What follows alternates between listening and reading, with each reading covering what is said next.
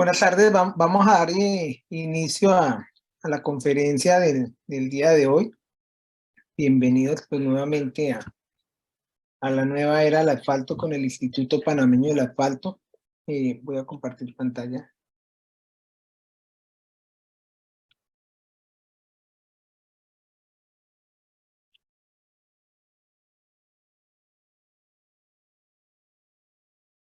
No sé si se ve la pantalla, por favor me confirman. Aún no.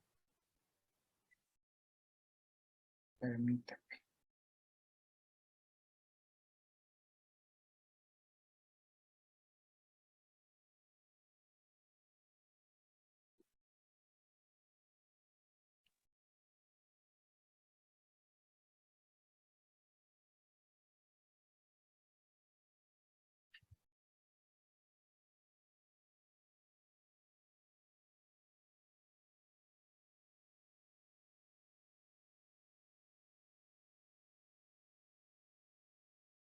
Hemos visto el tema de generalidades del asfalto, luego vimos asfaltos modificados. La semana pasada nos saltamos las mezclas asfálticas y empezamos con mantenimiento vial. Vimos el tema de micropavimento. Y hoy vamos a retomar nuevamente el programa de mezclas asfálticas con SuperPay. Entonces, para eso hoy pues tenemos al doctor Loria, que lo va a presentar ahora la doctora Irán. Recordándonos el congreso acá, bueno, no actualicé la fecha, vamos a hacerlo el 20 y 21 de abril. El primer congreso panameño, ya en la página del IPA está para que se puedan inscribir y para que puedan mirar ya quiénes son las personas y los ingenieros que nos van a ayudar con las ponencias. Le voy a dejar la... Cultural de pavimentos o de diseño de materiales, es una presentación más general, pero los que han llevado otros cursos conmigo saben que hablamos mucho de mezclas antifatiga y mezclas antideformación permanente, aunque ahora hay una gran tendencia, y tal vez José Manuel pueda hacer que le interese buscar o que se dé una presentación aquí de mezclas optimizadas, ¿verdad? Digamos, con los métodos balanceados de diseño. Yo puedo ayudarles a conseguir un buen expositor en ese tema. Porque también hay toda una tendencia que nace en el ENCAT, en los Estados Unidos, de diseñar mezclas por métodos balanceados, que son mezclas que son extraordinarias en fatiga y muy buenas también o extraordinarias en deformación permanente. Pero ¿qué es lo que buscamos? Cualquier librito del Instituto del Asfalto vamos a encontrar esto, o en cualquier documento formal de diseño, buscamos estabilidad, que más que todo es resistencia a la deformación permanente. Durabilidad, que son dos temas, daño por humedad y envejecimiento u oxidación. Resistencia a la, bueno, envejecimiento que tiene dos partes, volatilización, oxidación. Que sea resistente a la fatiga, eso tiene que ver con flexibilidad. Resistencia al agrietamiento térmico, seguridad, ¿verdad? Que es una resistencia al hidroplaneo adecuada que se mide a través de dos indicadores, la micro y la macro textura, y una permeabilidad que puede ser cero, ¿verdad? Si busco que la mezcla sea impermeable, o puede ser, por ejemplo, una mezcla abierta. Se llama el Open Graded Friction. Habitualmente de cada una de estas características tengo una filmina o varias, pero no las eliminé de esta presentación por temas de tiempo. Entonces nosotros, ¿qué es lo que queremos? Tanto ligante asfáltico, que nos genere mucha durabilidad, resistencia a la fatiga, flexibilidad, pero no tanto como para tener problemas de estabilidad, ¿verdad? Que nos flote, por decirlo en términos, digamos, coloquiales, el agregado pétreo en el asfalto y resistencia a la fricción. Entonces, esta es una figurita clásica, ¿verdad? Digamos, del estudio de esto, ¿verdad?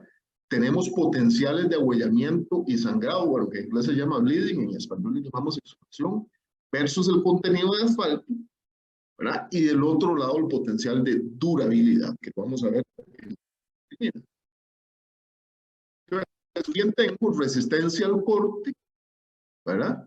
Que, por ejemplo, con los vacíos va aumentando hasta cierto valor pico, y después, en el caso de la durabilidad, pues entre más vacíos, o sea, entre menos asfalto, voy a tener una pérdida de durabilidad, ¿no? Estos son diseños, estos son ideas básicas del diseño de mezcla que todos debemos de tener, independientemente del método que usemos, ¿verdad? Porque hay otros métodos que son también muy valiosos, o distintos métodos que son muy valiosos, y aunque en general el mundo está tendiendo, bueno, vamos a ver, el mundo fuera de Europa está tendiendo al SuperPaid, también hay otros métodos que son muy valiosos. ¿Por qué les digo esto? Bueno, porque tengo amigos, ex compañeros míos de maestría y doctorado, que por ejemplo están en Qatar ahora o están en Emiratos Árabes Unidos, y que es lo que están llevando, por ejemplo, en Qatar, ¿verdad? Ahora que acaba de pasar el Mundial, todo el diseño de mezcla SuperPaid.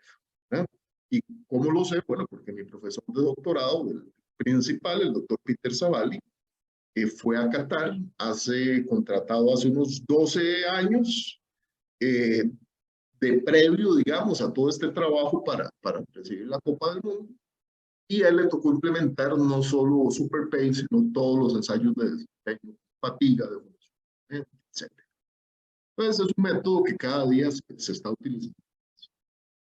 ¿Qué es SuperPaid? Ahí lo tenemos en su definición. Pavimentos asfálticos o pavimento asfáltico de desempeño superior, o Superior Performance, Performing Asphalt Pavements. Vamos a ver, dice don Darwin Castillo, cuando diseñas con método SuperPaid, ¿qué usos granulométricos emplea? Vamos poco a poco, don Darwin, ni siquiera ha empezado la presentación, ya casi llegamos ahí. Pero sí, sí hay ciertos usos granulométricos diferentes. Bueno, me parece que casi todos los métodos de diseño actuales tienen esas granulometrías de SuperPaid, y ahorita vamos a ver algunas. El SuperPaid es un sistema integrado, y ya vamos a ver algunos de los elementos que ya los ha cubierto algunas de las presentaciones previas. Buscaba integrar ligante, digamos, una buena especificación del ligante asfáltico, un buen diseño de los componentes, la dosificación volumétrica adecuada, a partir de un equipo de compactación nuevo, ciertos ensayos de desempeño que a la fecha no se aceptaron, o no son universalmente aceptados, y programas. El diseño volumétrico de SuperPaid sale de Sharp, ¿verdad? En 1992. Yo creo que José Manuel, o en alguna de las presentaciones anteriores se había hablado del Sharp, ¿verdad? El Programa Estratégico de Investigación de Carreteras de Estados Unidos, que es un programa que arranca en el año 92 y en el año 87, perdón, con una inversión de $150 millones para mejorar ¿qué? Entonces vamos a ver algunas cosas. ¿Por qué inicia SuperPaid? Básicamente porque los pavimentos en Estados Unidos en los 80 empezaron a tener daños muy importantes. Ellos se dieron cuenta de que en muy poco tiempo, particularmente tenían daño por deformación permanente muy pronunciado. Y eso es uno de los temas con SuperPaid, muy enfocado en la resistencia a la deformación permanente. Se dieron cuenta que había muy poca correlación entre la estabilidad y flujo Marshall respecto de lo que pasaba en campo.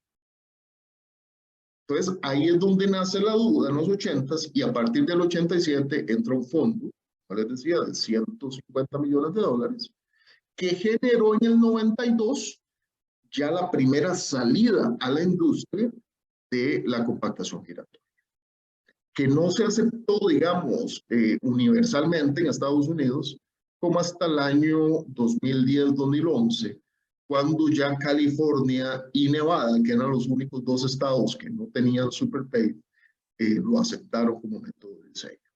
Aún así, hay muchas otras agencias gubernamentales que todavía usan Marshall, para que lo sepan.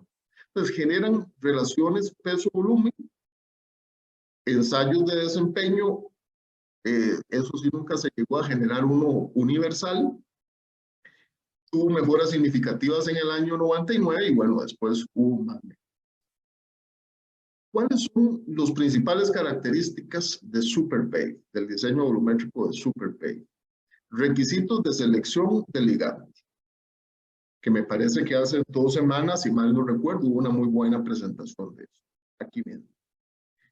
Requisitos del agregado y la granulometría, el método de compactación y tamaño, y actualmente sin ensayo de resistencia o desempeño. Y la palabra resistencia no me gusta, vamos a poner aquí desempeño. Entonces, ¿qué busca o qué buscaba el SuperPave?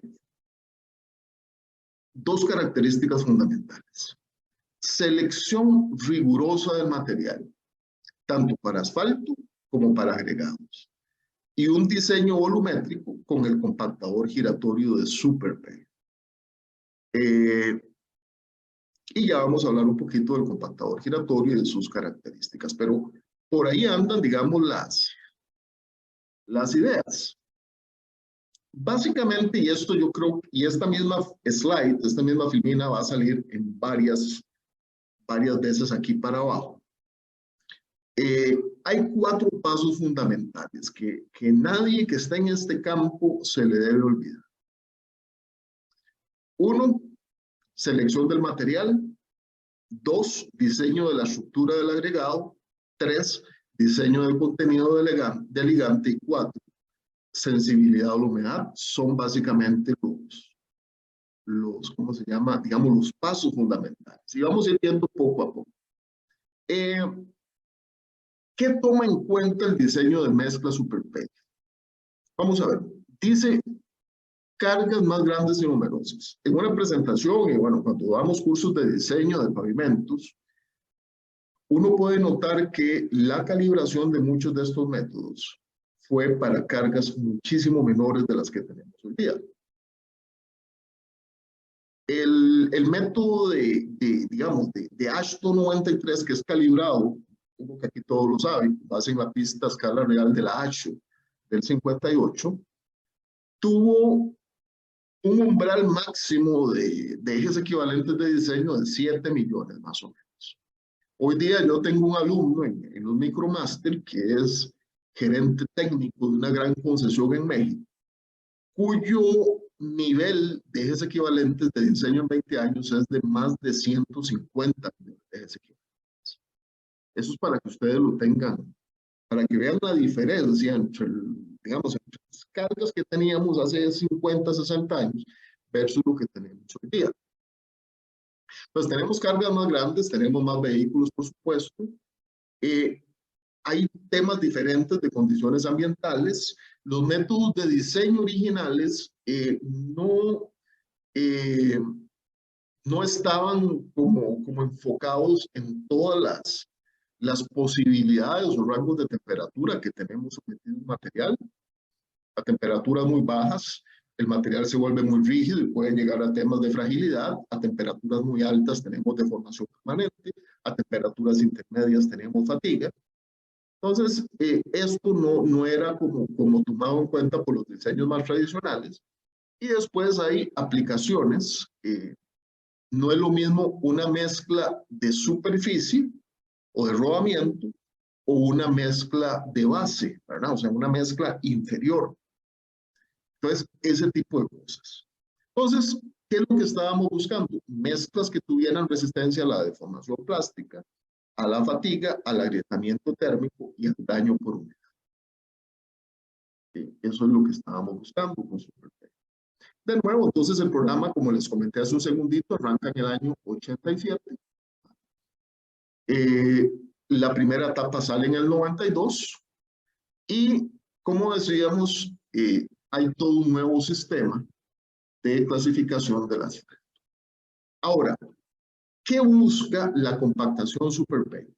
Simular la densificación de campo, simular el tráfico, simular el clima, acomodar agregados de mayor tamaño, medir compatibilidad. Eso casi no se hace comúnmente, pero con unos sensores que miden digamos, el esfuerzo que llega a la parte inferior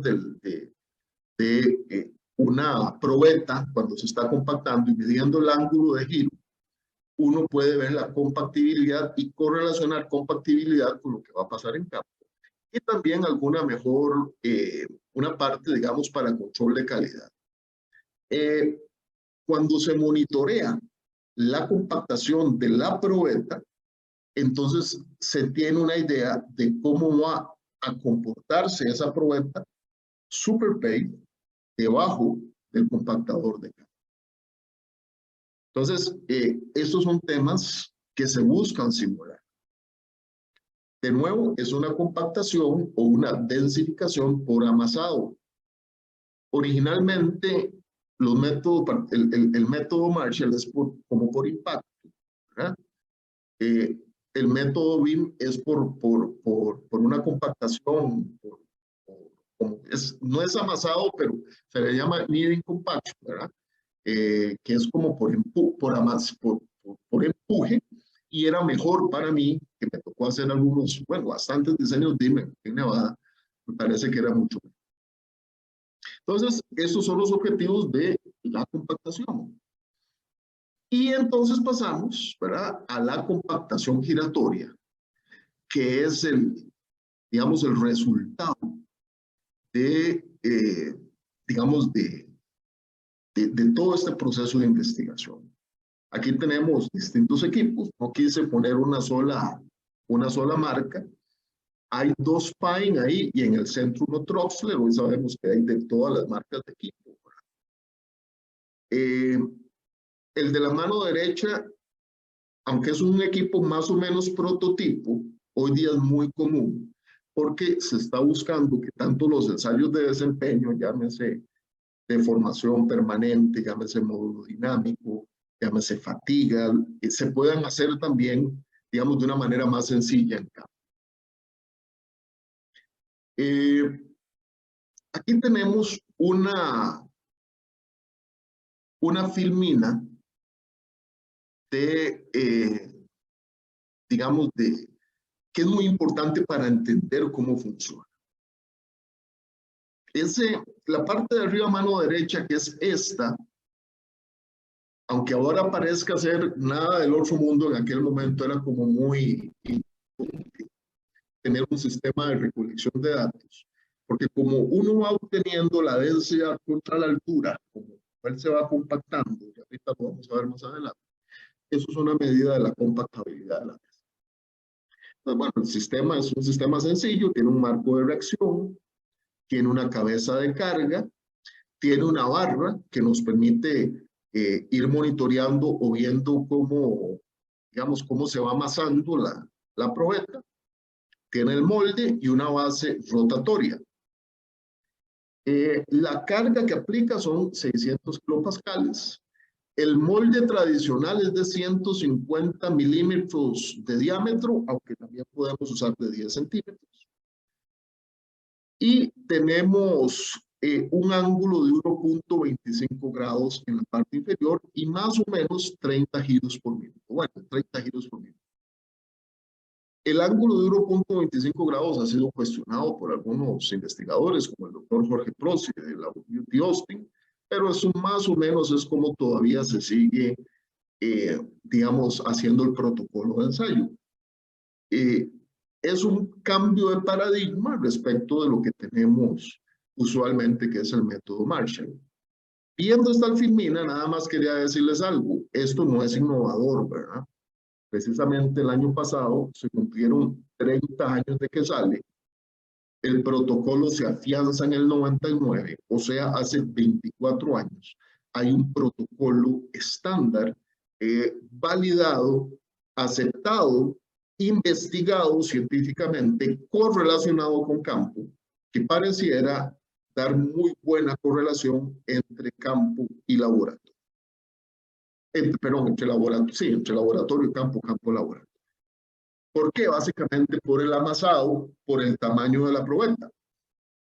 Algunos de los que vi en la lista de participantes están llevando un curso que estoy dando con los amigos de CEPRO. Y hablamos un poco en la penúltima clase del tamaño estándar o en la última, del tamaño estándar que tiene que tener una prueba. El doctor Carl Monesmith, el famoso profesor de la Universidad de California en Berkeley, hablaba del concepto de volumen mínimo representativo, que es el volumen mínimo que tiene que tener una probeta para ser representativa, no de las condiciones locales, o sea, de una piedrita, de un vacío, de un poco de plástico, sino de toda una masa de material. Entonces, ese tipo de cosas tenemos que tenerlas claro. La compactación por amasado, que es lo que tiene el Super PAVE, ese que va bajando, va variando 1.25 grados, nos permite ese tipo de cosas.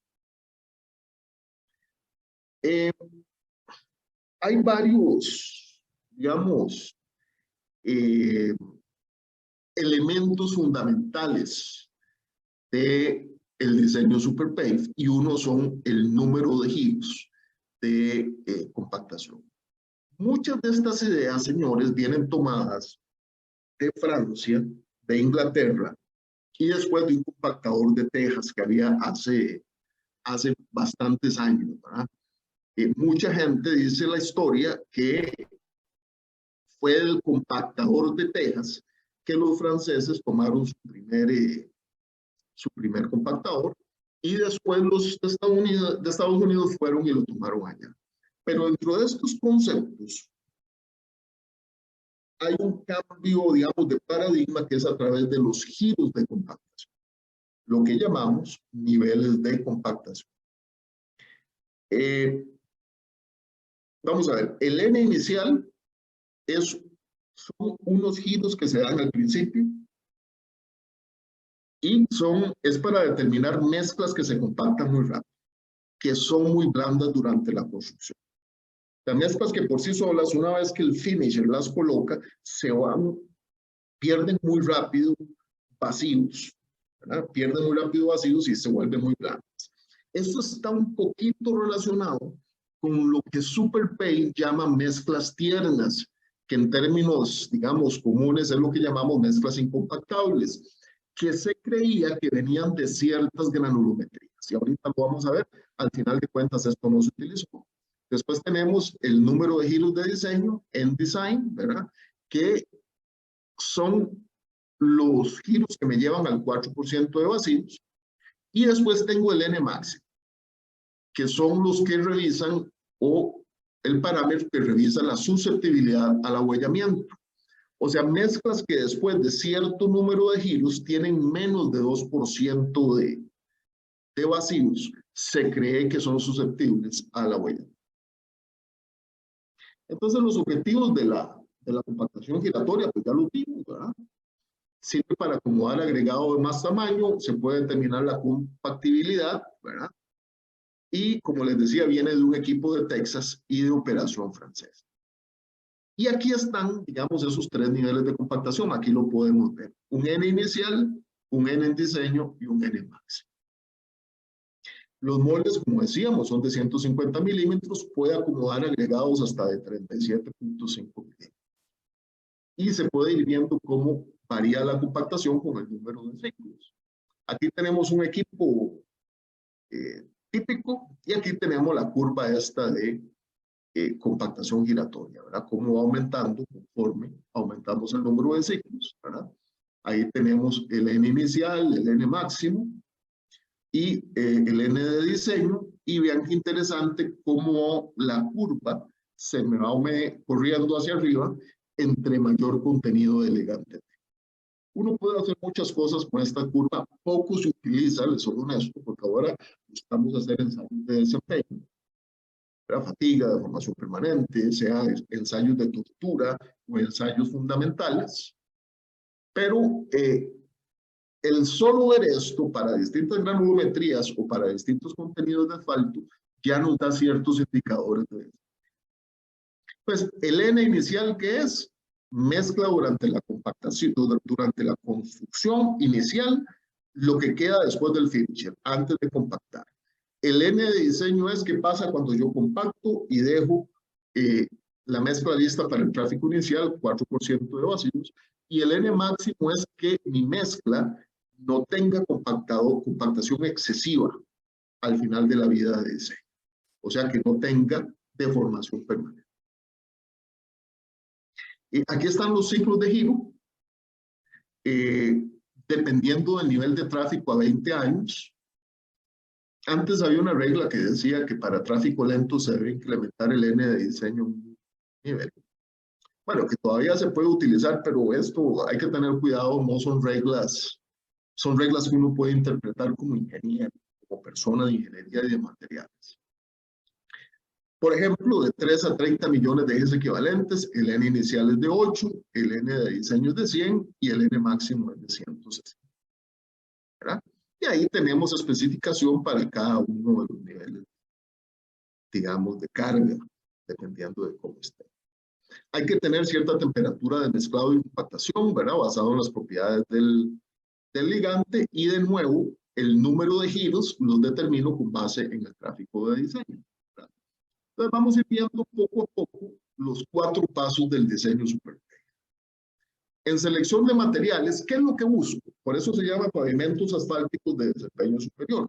Busco el mejor ligante y el mejor agregado. Mejor ligante, mejor agregado que me dé mejor desempeño. Entonces tengo que escoger un ligante correcto, que hace 2 semanas o 3 hablamos de esto aquí, y luego escoger agregados que cumplan con ciertos requisitos. De estos habló hace 2 semanas, la especificación de grado de desempeño, ¿verdad? Que nos dice la temperatura máxima que soporta para deformación permanente un agregado en un asfalto, una mezcla asfáltica, y cuál es la temperatura mínima que esa mezcla asfáltica puede solucionar, puede llegar. Como les digo, no voy a hablar en detalle de eso porque ya eso lo hablamos hace unos días. En cuanto a agregados, hay que escoger el mejor agregado, ¿verdad? Pues uno tiene que saber cuál es el tráfico máximo, más o menos tener una idea del espesor del pavimento. Datos históricos de temperatura también, velocidad esperada del tránsito, ¿verdad? Y con base en eso uno empieza a determinar cuáles son sus propiedades. En la selección del grado de ligante asfáltico, pues hay que utilizar ciertos modelos del LTPP, ¿verdad? Para determinar, digamos, la temperatura de la mezcla, que eso creo que nuestro buen amigo Elvis, profesor allá en la Universidad Tecnológica de Panamá, David, hizo una tesis hace poco. Y a mí me ha tocado dirigir tesis de esto en Nicaragua, he apoyado un par de tesis en Bolivia, hicimos una en El Salvador y también una en Guatemala, para determinar cuáles son los grados de PG de ligante asfáltico. Costa Rica, por supuesto, Costa Rica también lo hicimos. Entonces, la rigidez del asfalto, ¿cuál es la adecuada?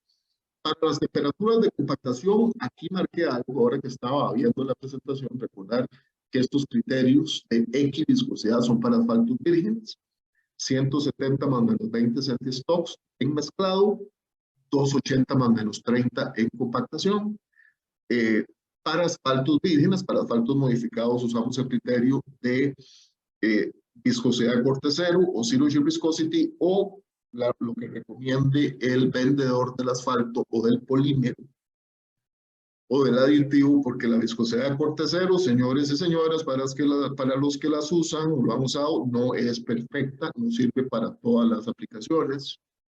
Y se los digo, así entre paréntesis, la primera vez que hice viscosidad de corte cero fue allá en el año 2002, hace 21 años, con el ingeniero y reólogo Ernesto Villegas, y lo dimos haber hecho, no sé, para más de 30 asfaltos con N tipos de polímeros y de modificadores, y algunas cosas daban bien y otras no.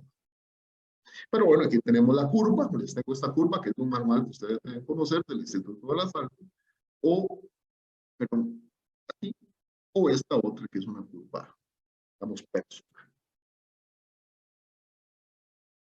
Don José Manuel, veo que alguien levanta la mano, ¿eso lo dejamos al final o lo hablamos ahorita? Como usted guste, doctor Loria. Ok, Daidelis levantó la mano, no sé si lo ponen por escrito o pueden hablar, no sé. Yo como le di el anfitrión a usted les puede dar el acceso a hablar, doctor Loria, como usted guste. Es que no sé cómo se hace eso. Por aquí no sé. Ahí hay un participante, se escoge el participante y a mano derecha se le Ok, alumbra. vamos a ver. Al lado Yo ya que no lo está. puedo hacer porque lo dejé a usted. Ok, Daimelis, ya le di permiso para hablar.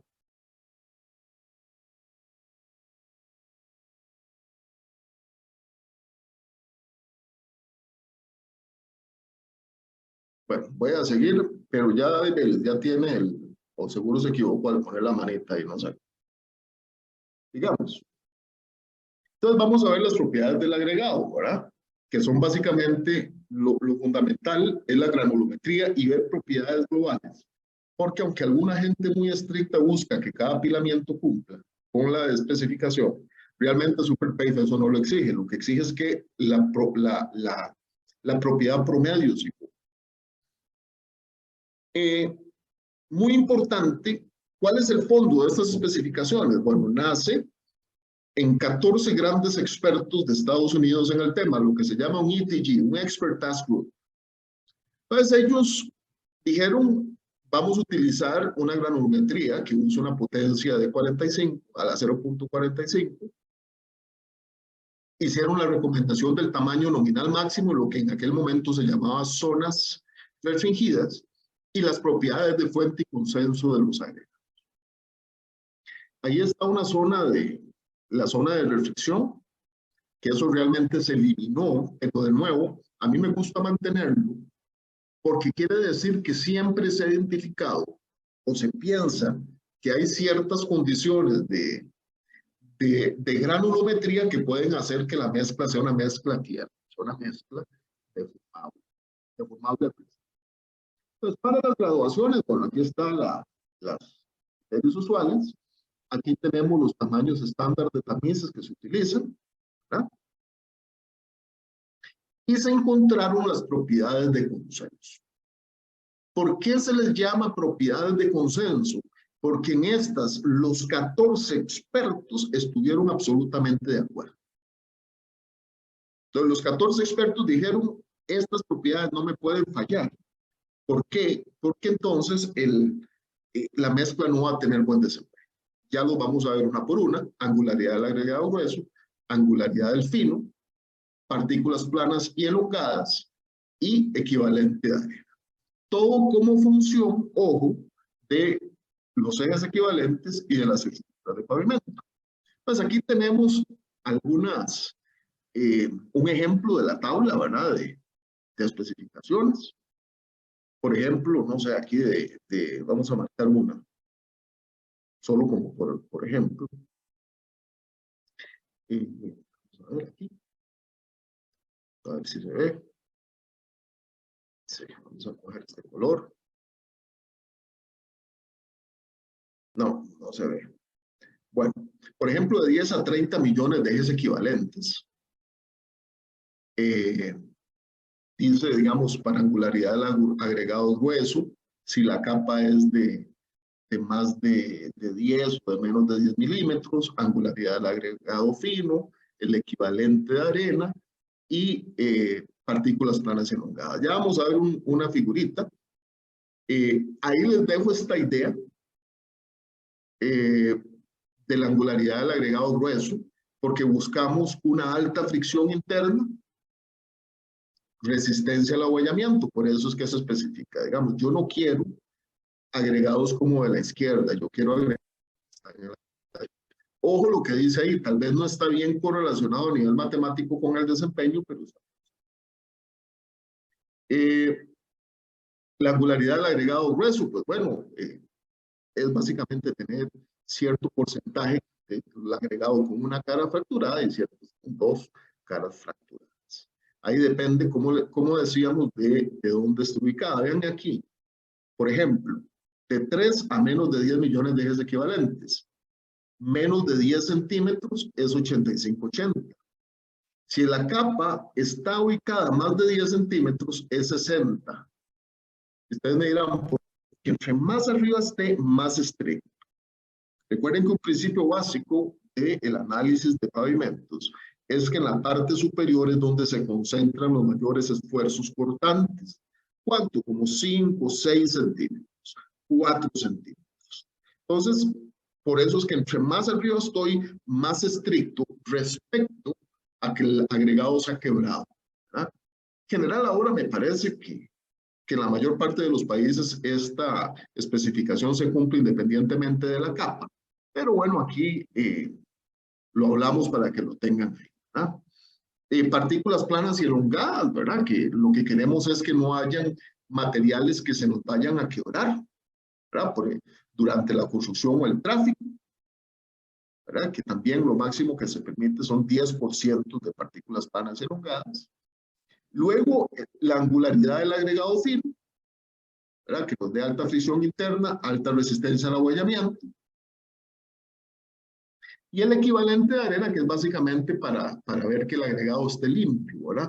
Es prevenir el exceso de arcillas finas, que nos pueden dar problemas de durabilidad, pero también problemas de abollamiento.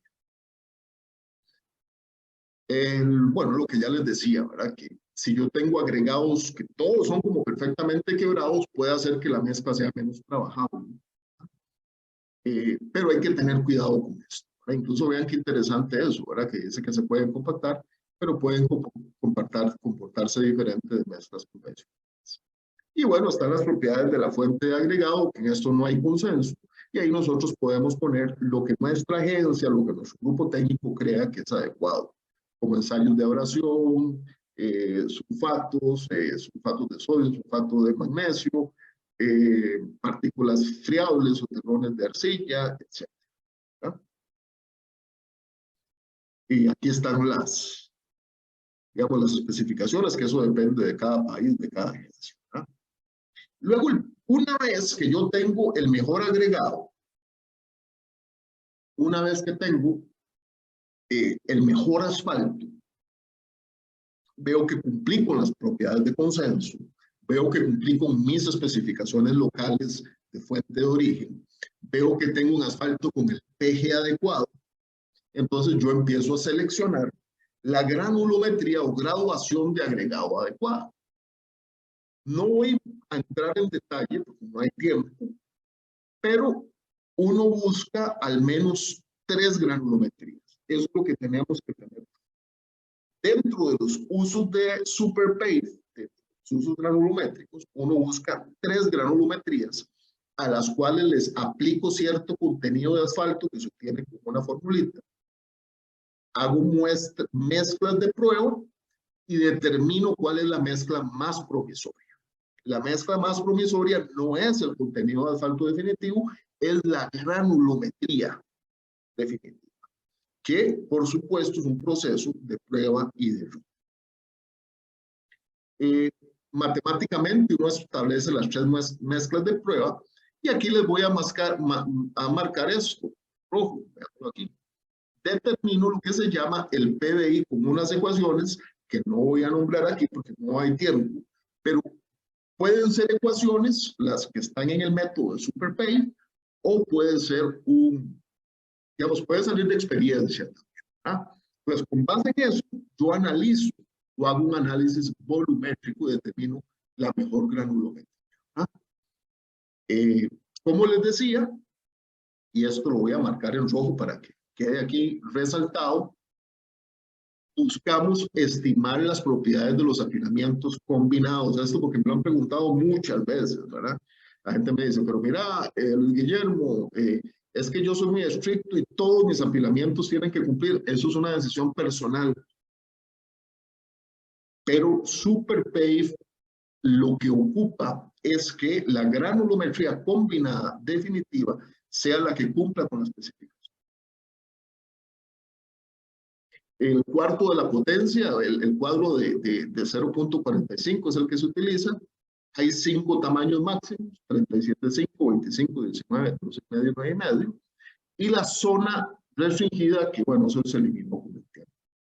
En general, cada una de las granulometrías de SuperPave me da puntos de control, que son puntos por los que tiene que pasar mi granulometría.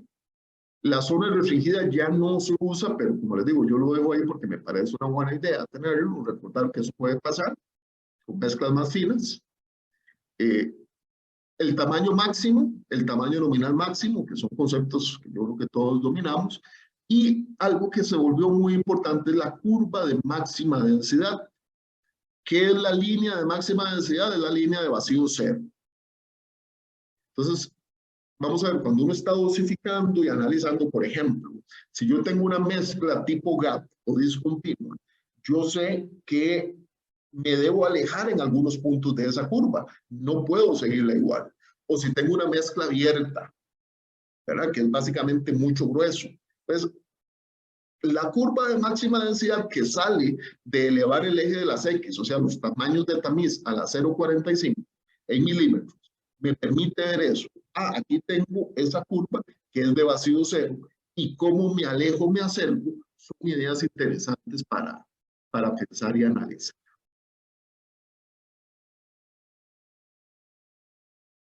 Vamos a ver, dice don Darwin. Darwin, usted es el alumno mío de Nicaragua, ¿verdad? Creo que sí. Ha diseñado mezclas con curvas que pasen por encima de la zona restringida, aún sabiendo que ese parámetro ya se ha descartado. Hace 20 años, sí, claro, un montón de veces. Y hace 15 años todavía un poquito. La especificación costarricense quedó por muchos años por arriba y por abajo de la zona restringida. Pero hoy día eso ya no interesa. La curva puede pasar por el puro centro y eso no. Lo que define qué es lo que utiliza uno es la fatiga, la deformación permanente, que siempre son verificaciones que hay que hacer posterior a eso. Pero realmente al final ya eso no se utilizó.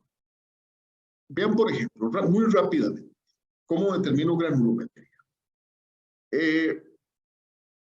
Yo tengo la curva, la línea de máxima densidad y tengo una prueba 1 que cumple con los puntos de control y con la especificación. Tengo una línea 2 y tengo una prueba 3. Con base en eso, yo calculo toda la volumetría. Bueno, busco que las propiedades de consenso se cumplan de cada granulometría, las combinadas, ¿verdad? Bueno, esto ya lo vimos. Y obtengo lo que se llama el PBI, que es el contenido óptimo de asfalto inicial. Y básicamente hago mis procesos. Vean cómo cambian las cosas, por eso uno tiene que tener cuidado, yo siempre lo digo, los que son alumnos míos lo saben, de entender qué es lo que está detrás de, digamos, de cualquier método, porque hay mucha gente que solo sigue recetas. Antes, hoy día, siempre tenemos que hacer envejecimiento a corto plazo, que son 2 horas a la temperatura de compactación. Pero vean que en otras épocas era 4 horas a 135 grados. Entonces, muchas cosas de las que hacemos no están escritas en piedra. Vamos a ver, Noelia. No veo que Noelia Lucenti levantó la mano. No sé si por el oro o no. Voy a darle al auto talk. Dígame, Noelia.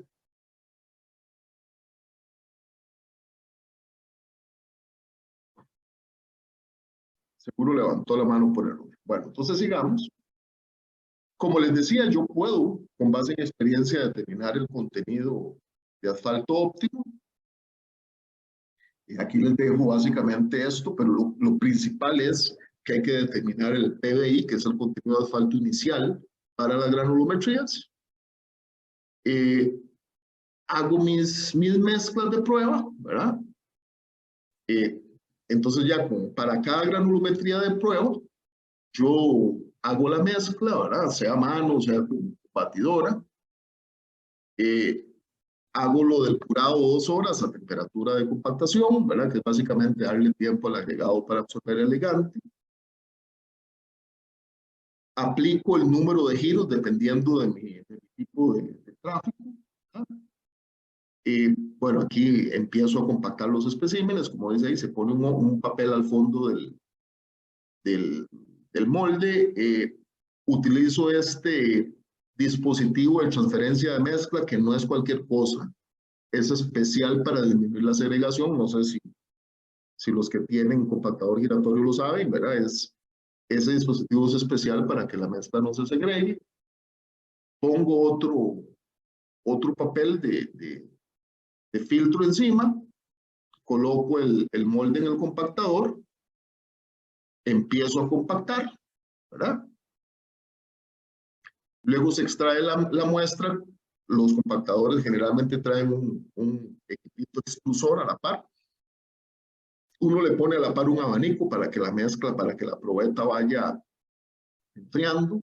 Ahí se ve, ¿verdad? Que la probeta es mucho más grande que un espécimen Marshall, ¿verdad? Ya con eso estoy listo, ¿verdad? Primero hago el N inicial y el N de diseño, y el N máximo lo hago luego para comprobar el contenido de asfalto definido. Entonces, aquí tenemos unos datos que no vale la pena ver todo en detalle. Simplemente todos los cálculos, ¿verdad? Se ajustan para reflejar un 4% de vacíos, ¿verdad? Y bueno, ahí uno determina si hay un cumplimiento de la especificación. Por ejemplo, que todas las mezclas, una vez que uno los ajusta al N inicial, tengan menos de 89%. Esto sí depende de cada, digamos, de cada tráfico. Bueno, que el N de diseño va a ser 96%, que el N máximo va a ser menos al 98%, y que el VMA en este caso debe ser mayor al 13%. Digamos, aquí con solo ver esto, ya la mezcla 1 se descarta porque no está. Igual hay que corregir para 4%. Entonces, uno estima todas las propiedades al 4%, y una vez que yo tengo, decido cuál es mi mejor granulometría, entonces ahí arranco con el cálculo, ahora sí, del contenido de asfalto. ¿Qué es esto que está aquí? Entonces, ojo primero, recapitulando, ya para ir terminando la presentación. Arranco con excelentes agregados y granulometrías. Excelentes agregados y asfalto. 2, encuentro la mejor granulometría, entre 3 por lo menos. Y ahora voy a determinar el contenido de asfalto. ¿Cómo lo hago? Bueno, hay una cosa que se llama PV estimado, que es prácticamente digamos, el mejor, sale como una ecuación, pero también puede ser, digamos, tiene del mejor contenido de asfalto anterior, del proceso de estimación de la granulometría, y usted tiene entonces 4 contenidos de asfalto, ojo que no son 5. Usted tiene un PV estimado, un PV estimado más menos 0.5 y un PV estimado más 1%. Entonces, más menos 0.5 más 1. Y con base en eso, pues uno empieza a determinar ya los gráficos de desempeño, ¿verdad? Los gráficos de, digamos, el contenido óptimo. Por ejemplo, aquí, ¿verdad? Aquí tenemos, digamos, 3 ejemplos. Uno empieza a ver cuál mezcla es la que, digamos, la que cumple con todas las especificaciones. Aquí tenemos la granulometría, ¿verdad? Y ya vamos a determinar el contenido óptimo de asfalto, que nace de gráficos usuales, donde, ojo, que aquí de momento solo tenemos volumetría, no estoy hablando de desempeño. Pues arranco con la determinación del mejor asfalto, del mejor punto de asfalto al 4% de vacíos, que en este caso da menos de 5.5, y después verifico que eso me cumple el VMA, el VFA y la relación post-asfalto. Vean que en este caso, por ejemplo, el VMA mínimo era 13, más que 13, el VFA mínimo, bueno, es de 65 a 75, me da prácticamente en el centro, y el post-asfalto, que en este caso la especificación es de 0.6 a 1.2, está dando igual 0.80. Entonces yo digo mi diseño. Esta es la especificación, ¿verdad? Que ya la habíamos visto, de VMA, de VFA, de relación post-asfalto. Ojo que para mezclas gruesas, graduación gruesa, el post-asfalto puede subir un poco, eso permite la metodología. Y aquí tenemos, por ejemplo, la especificación de VMA, dependiendo del tamaño máximo.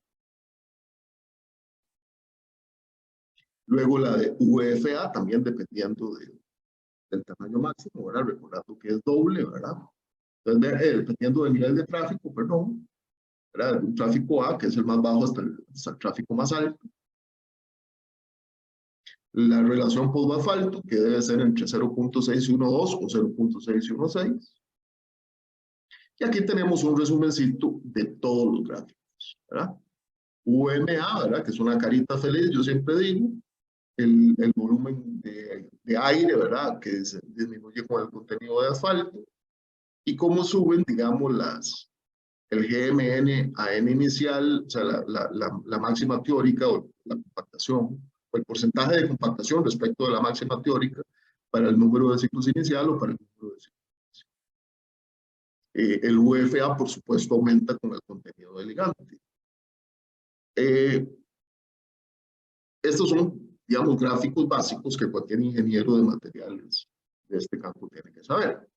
Y finalizamos ya con la determinación del TSR, o la resistencia retenida a la erosión, ¿verdad? Que es el daño por humedad, que es básicamente el rompimiento de la unión adhesiva entre la superficie del agregado y el ligante asfáltico, o la falla de cohesión de la mezcla. Entonces, bueno, esto se calcula como el daño por humedad, ¿verdad? Que son especímenes que fallamos mediante H2T283. Tengo unas mezclas acondicionadas con saturación del 70 al 80%, que en el protocolo de Estados Unidos se congelan las muestras por 15 o 16 horas a menos 18. O si no, lo usamos el protocolo que se usa en Latinoamérica, que es 60 grados por 24 horas y después una saturación de 25 grados a 2 horas, que es básicamente para que la mezcla, para llevar la temperatura de falla, ¿verdad? Esas son las mezclas secas. Y luego tenemos las mezclas secas, que son mezclas a las que no les saco nada. Una fotografía rápida de la saturación, que es un proceso sencillo, pero que hay que hacer con cuidado. Ahí tenemos la probeta a 60 grados en el baño, que como les digo, en Estados Unidos se hace un fenómeno, una parte a menos 18. Tenemos los especímenes en una cámara, ¿verdad? A 25 grados para hacer la falla, y la falla del ensayo de atracción indirecta, que es un ensayo de carga constante, ¿verdad? Donde fallamos tanto los especímenes secos, ¿verdad? Como los acondicionados, y bueno, el TSR pues es el promedio de la resistencia de los especímenes secos, mojados o condicionados entre los secos, ¿verdad? Y eso pues es una medición de la sensibilidad a la humedad de la mezcla. Con eso termina el diseño Superphase básico. Una vez que uno tiene este óptimo de asfalto y esta granulometría que cumple con todo esto, entonces uno puede empezar y meterse en ensayos de desempeño, que eso es todo otro tema. Y con eso termino la presentación.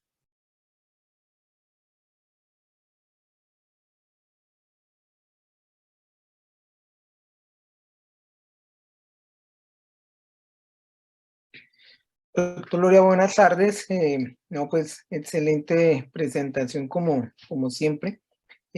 No sé si hay más preguntas de los asistentes. Yo sí quería pedirle a usted la aclaración, doctor Loria, con los ciclos de congelamiento del TCR.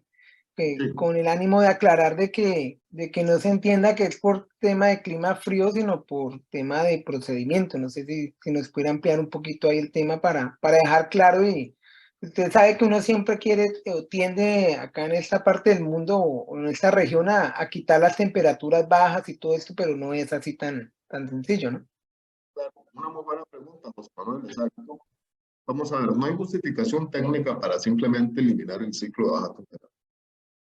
En algún momento, en alguno de los PRDs y metido en tanto tema académico, le pregunté a alguno de los que desarrolló esto acerca del ciclo de baja temperatura y ellos me dicen, nosotros no queríamos, digamos, provocar o simular necesariamente baja temperatura, sino añadir daño a la probeta. Entonces, eso es lo que ellos querían hacer realmente. Nosotros en Latinoamérica nos volamos esa parte sin saber realmente si podíamos hacerlo o no. Igual pasa con la caracterización de asfalto, que alguna gente en Latinoamérica al principio decía no hay que hacer BBR porque eso es para baja temperatura. Cuando la baja temperatura realmente, el corte a la temperatura baja nos da mucha información acerca de, digamos, la elasticidad, la flexibilidad y las temperaturas a las cuales el asfalto se nos puede volver frágil, sabiendo que entre más abajo sea el corte, mucho mayor va a ser, digamos, la flexibilidad y después la resistencia a la fatiga del asfalto. Igual pasa con el TSR. Fuimos como muy atrevidos en Latinoamérica en quitar de una sola vez los ciclos a baja temperatura sin saber exactamente qué era lo que se quería simular. Entonces eso es la idea general, que realmente ahí me parece que fuimos un poquito atrevidos nosotros en eliminar esa parte, sin saber bien cómo correlacionar esos ciclos.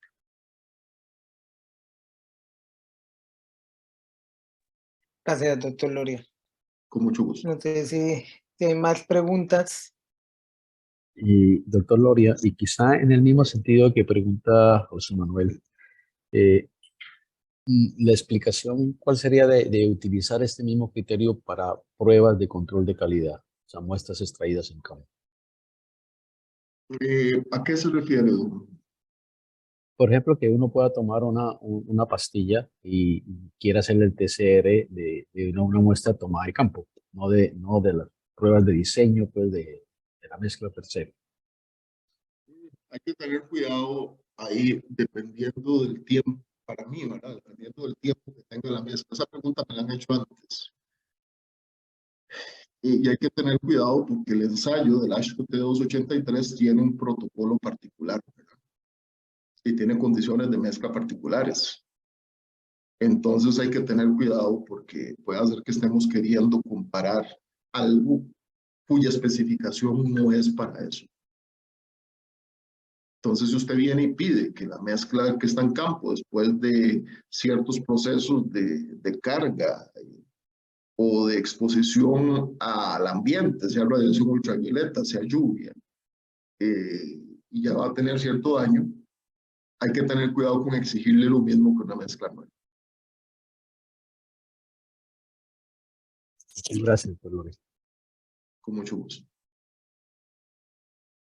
Yo estoy por retomar una publicación, un paper, de una tesis que nunca saqué nada, precisamente porque evaluamos en la carretera más lluviosa de Costa Rica el daño por humedad o la pérdida de módulo, más bien, en mezclas. Es una carretera con mucha lluvia y con mucha carga. Pero el ensayo que hicimos fue el de módulo de resiliencia en la reacción indirecta, básicamente para ver ese efecto. En los paños de prueba que hicimos en el ANAM, en el HVS, en el simulador pesado de vehículos, es muy claro cómo el material pierde módulo conforme uno lo va cargando, creo que todos lo sabemos. Entonces hay que tener cuidado con eso. Hay que tener cuidado porque puede hacer que un material ya sometido a esfuerzos de campo y a intemperismo, pues va a tener otro comportamiento. Eso yo creo que hay que tener mucho cuidado. Y bueno, ustedes saben, yo lo comento en otros cursos, porque las especificaciones son muy delicadas en cuanto a las condiciones para las cuales usted pidió esa especificación. O sea, si usted quiere analizar, pensar, ver un comportamiento, no hay que inhibirse, no lo podría hacer, pero hay que tener mucho cuidado porque puede comparar con algo que no es. Como decía la maestra de escuela de nosotros, hay que comparar manzanas con manzanas, ¿verdad? Don Jorge Silva, dígame. Sí, se la leo. Nos dice Martín, gracias por la maravillosa disertación. Le pregunto, ¿SuperPay 5 ha sido aceptada por los departamentos de transporte en forma generalizada? No, todavía no. Todavía no. Todavía falta. Sí, como le digo, apenas hace 10 años,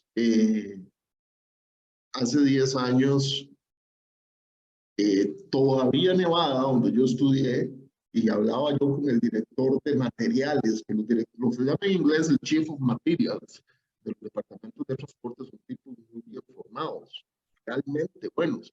Y el Chief of Materials, todavía que se pensionó en el año 2010, Dean Weitzel, un muy buen amigo, él decía, para mí, yo seguiré usando BIM, ¿verdad? El método BIM.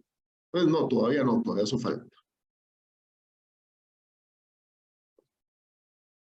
Precisamente uno de los que ha hablado más de SuperPay 5 es un buen amigo mío personal, se llama Gary Homer, que él fue presidente de la ISAP y que todavía es miembro de la junta directiva.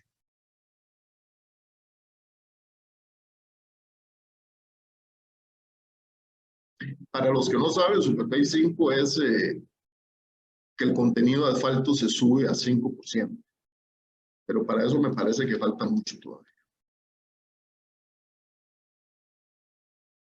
Tenemos la mano levantada de Jorge Silva. Ya le di permiso para hablar a don Jorge. ¿Aló? ¿Se escucha? Buenas. Ahora sí, diga.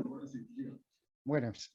Mira, tengo una consulta respecto a la línea, a la curva de agregados pétreos. Cuando yo estoy fabricando materiales que serían de discontinuos, en caliente, o podría ser una mezcla entre drenante, y me alejo de la recta que es la línea de control cero, me estoy acercando mucho más a un porcentaje de asfalto de 12, 18, 20%, que son un drenante o puede ser una discontinua en caliente. Eso supondría que podría caer fuera de los puntos de control. En ese caso, sería conveniente que para poder tener una mayor resistencia de la estructura, debería tener un asfalto con polímero de mayor tenacidad, de mayor potencia que un asfalto común, que un asfalto polimérico común y corriente. Gracias. Sí, señor. Digamos, en general en las mezclas abiertas o en las mezclas discontinuas se recomienda el uso de asfalto modificado y incluso de fibras, ¿verdad? Ahora en el SILA hubo una presentación de IFAGE de España, hablaban de eso para un que quieren usar fibras, sino estaban usando cal en vez de las fibras para retener el asfalto. Me pareció interesante. Exacto. Necesito ahí una fibra para que retenga y que como tijera demore toda la parte viscosa, desacelere. Y por lo otro lado tengo que tener un polímero, ya que me ayude a mí a retener en su sitio cada una de las partículas pétreas que están encima una entre otras, sin tener el fino que me actúa a mí como amalgama entre las piedras grandes. Ya como no tengo ese fino, yo necesito, en ese caso, que el cemento asfáltico, el polímero que tenga una mayor calidad o una mayor cantidad de polímero, ¿ya? Para sujetar y mantener ¿cómo se llama? En su sitio, me imagino como los amortiguadores de un auto, que en el momento que pasa el vehículo se estira y después inmediatamente pasa el vehículo y ese polímero debe ayudar a que el pétreo se mantenga nuevamente en su sitio o vuelve a tener una mejor recuperación elástica. Muy bien. Sí, ya dices eso, porque el 5 es 5% de básicos. No sé si dije asfalto, no, 5 de básicos.